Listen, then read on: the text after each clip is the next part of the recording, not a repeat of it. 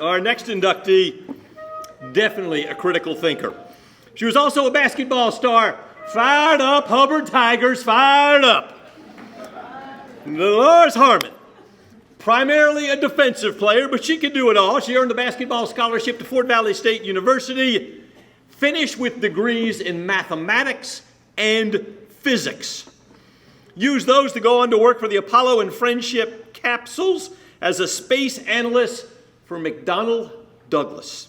Then formed her own information and technology firm, consultant for numerous major corporations around the country and around the globe, and also in her spare time decided, why don't I also coach youth soccer? She has done it all, and tonight she earns induction into the Monroe County Sports Hall of Fame, Delores Harmon.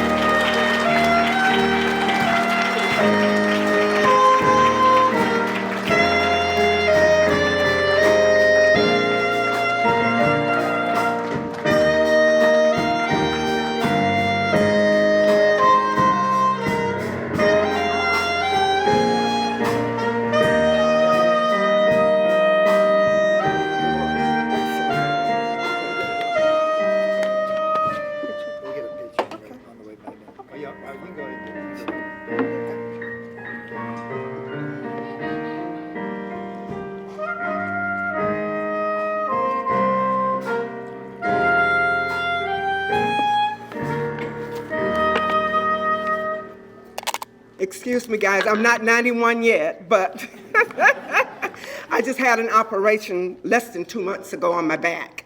So things are going very, very well. But I'm here, and I wanted to be here to celebrate this honor with all the other honorees. The heart of a man plans his way, but the Lord establishes his steps. Proverbs 16:9. You can only plan and prepare to be the best of your abilities, but ultimately, it is up to the Lord to establish your steps.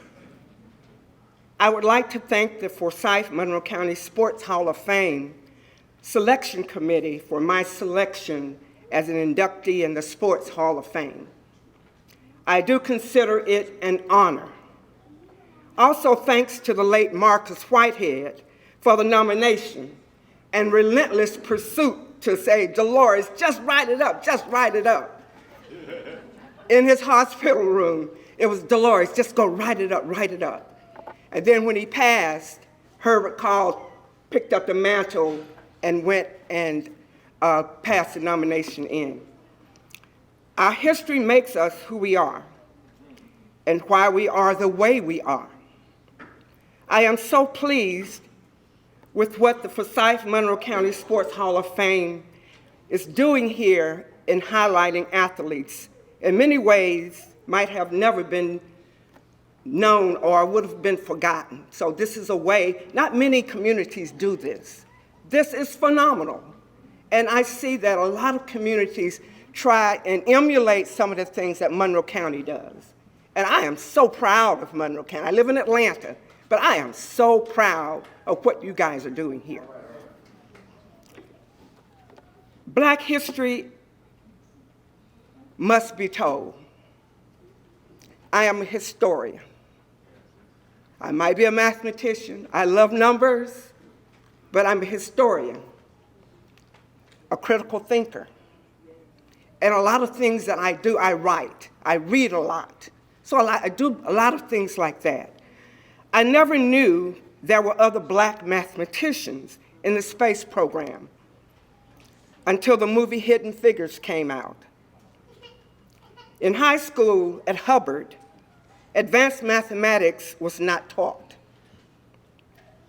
When my parents and 5 other families petitioned the Monroe County Board of Education, they were told no expansion of the curriculum in the Negro school, no expansion. So no advanced math could be taught. So these 5 parents got together and went to Tift College to find a tutor to come in to teach these students, these 5 students, mathematics, advanced math. So James Love, Mr. Love, one of the inductees, was a math teacher, an awesome math teacher. So he came and they hired him to come and teach us advanced math, calculus, and trigonometry. Growing up here in a segregated South, even though blacks were appalled by the segregation as separate, it was not equal. I watched Monroe Academy come into existence in 1970 because the students and their families did not want to go to school with the Negro children. They didn't want to be educated with us. So these schools and these academies sprang up all over the United States from the 14 southern states, from Oklahoma to West Virginia. Academies, academies, academies everywhere. In school, we had lots of used books and used furniture. When we got these books, a lot of them had words and scratches and torn. And we went to the colonial store and got the bags, and we would come back and cover our books with those bags. Content was the same.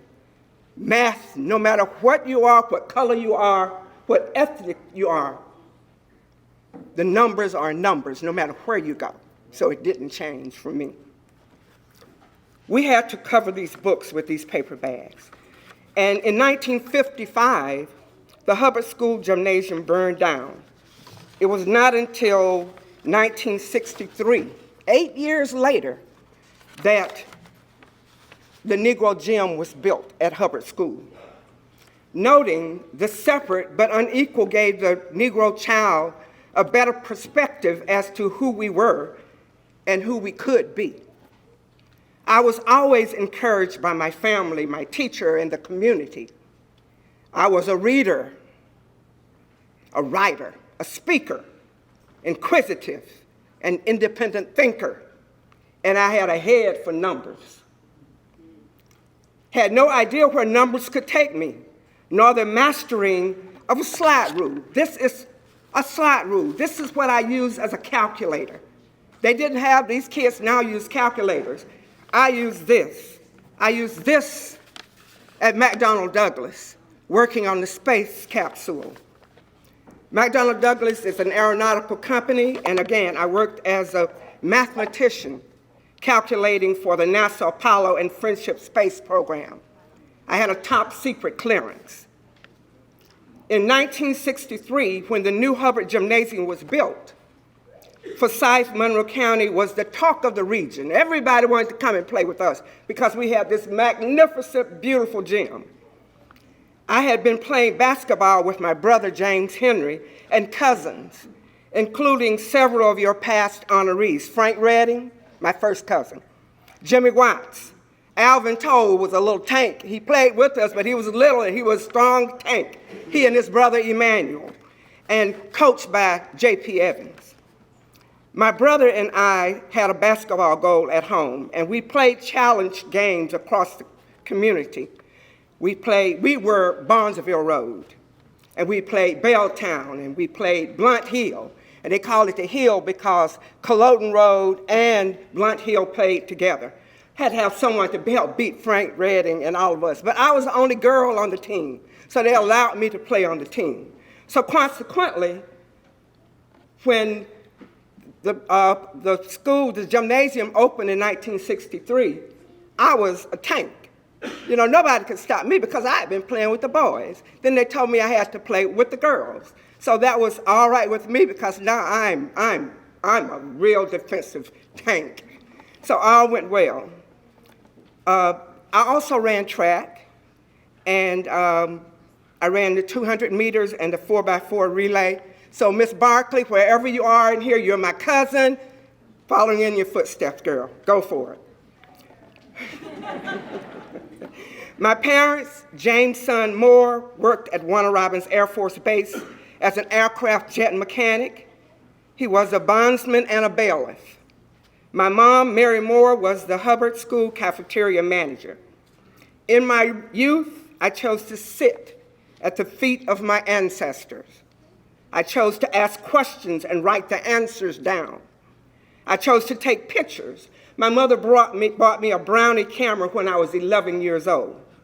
And I chose to record history all around me. A person does not have to leave their neighborhood to find history. It is all around us. Ask questions, seize the moment. Every day history is being made. Capture it. I did. I coached soccer for my son, Joshua, at the Atlanta Youth Soccer Association for more than 12 years, at 2 seasons a year. I trained and got up to a FIFA Class B certification. I was also assistant coach for Joshua's track and field. I taught him the running long jump. And as he and his team won the 4x4 relay, they won the Georgia silver medal. And they were coached by Dwight Howard. The basketball player's father was his coach, Dwight Howard Sr. It was what I always call and tell everybody, my summer from hell. They kept winning and winning and winning, and it was hot and hot, but it was victory for them. As I said, they came in second in the state. And Joshua, all of this running and doing all of this was while he became an Eagle Scout. And my being awarded Boy Scouts' highest honors, the Whitney Young Award, the Silver Beaver Wood Badge, and I was also district commissioner. A good athlete is not good alone. I would like for as many present here who played at Hubbard, the basketball players, any sports, basketball players, football players, and track and field. So please stand. If you're in here and you played at Hubbard before integration, please stand. Just stand, please.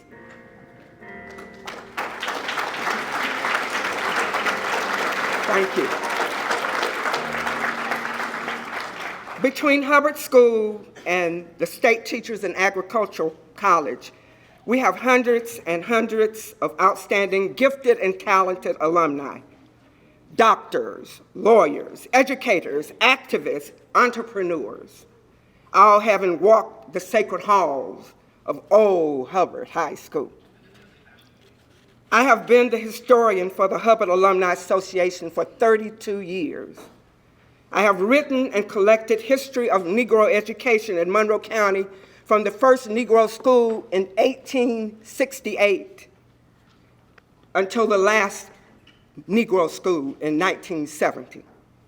These exhibits are displayed at the Hubbard Museum and Culture Center at the Hubbard School Complex.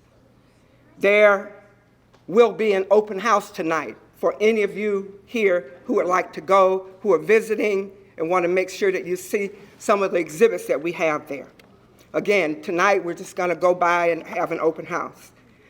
Please join me and the Hubbard Alumni Board members for this visitation. It has been my pleasure to work beside and share the vision of our community and school with these hardworking, accomplished people whom I truly love. With the Hubbard Alumni Board members, please stand. Hubbard Alumni Board members, please stand. And Larry, Emeritus, please stand.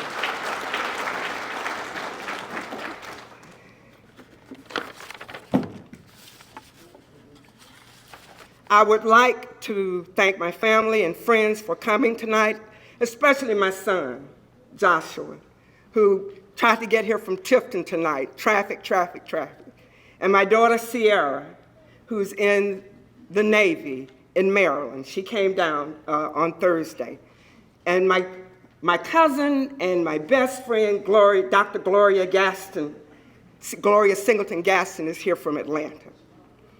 Finally, in my living around the country and traveling throughout the world, throughout the United States and internationally, and working for major corporations, when I say I am from Georgia, many are amazed. They assume the worst situations of hatred and abuse. I tell them that here in Forsyth, Monroe County, things are different.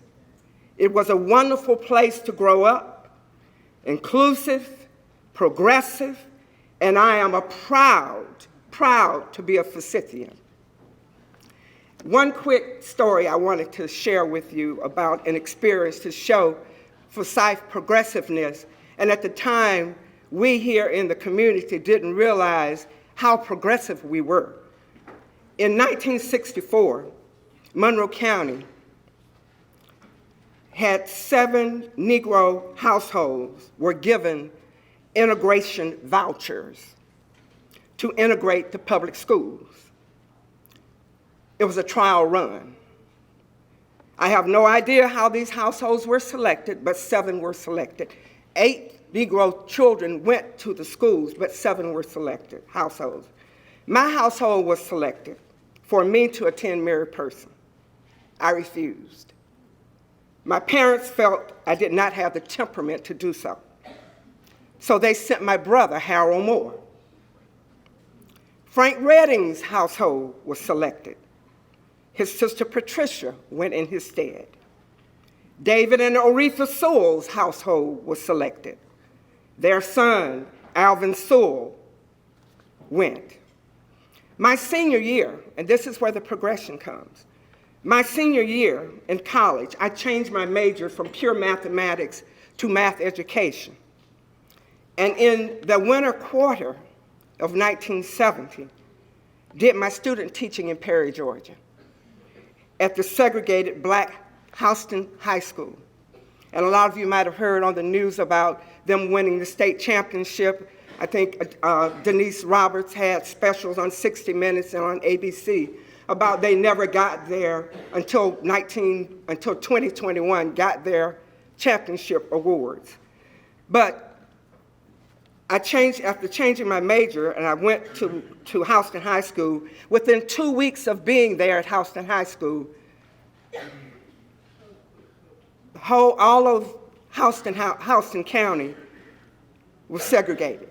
And Houston High School went to Warner Robins, and I went to Warner Robins. And it was like an atomic bomb had hit that whole county. It was race riots everywhere. I was harassed as a teacher, called all kinds of things. So it was a really, really experience. But what had happened is that Houston County had not prepared their students and their community for what Monroe County had already previously prepared for. The trial run helped. It helped a lot of things. So I look at Monroe County as being very, very progressive in a lot of things that they do and they've done. So no chaos was going on here in Monroe County. And again, thank you, Selection Committee, for having chosen me. And again, I accept this honor. And as Maya Angelou would say, I wouldn't take nothing from my journey. Thank you.